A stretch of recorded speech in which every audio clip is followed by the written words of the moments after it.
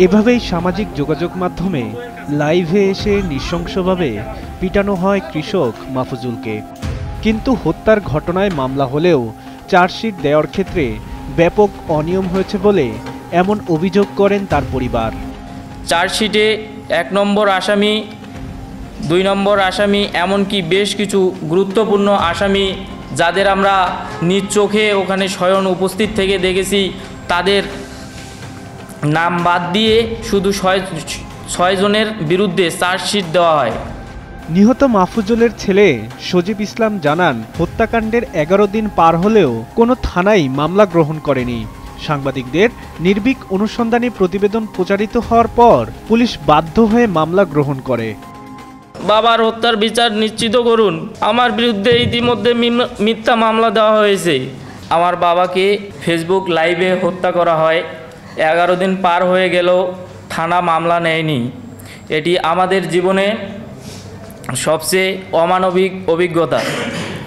আমার বাবাকে প্রকাশ্যে ফেসবুক লাইভে নৃশংসভাবে হত্যা করা হয়।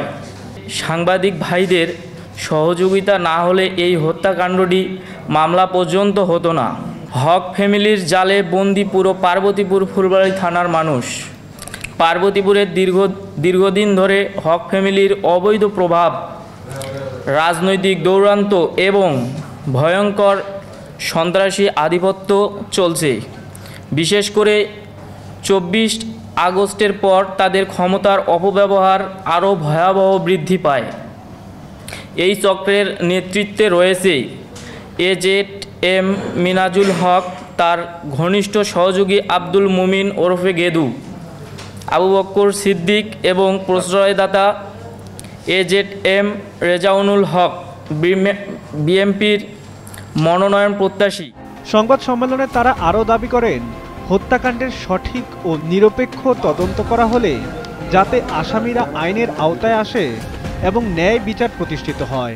জাতীয়তাবাদের সূর্য সন্তান জনাব তারেক রহমানের স্যারের কাছে বাবাহারা সন্তানের আকুল আবেদন, তার বিরুদ্ধে দ্রুত তদন্ত শুরু করুন এবং দলগত ব্যবস্থা নিন।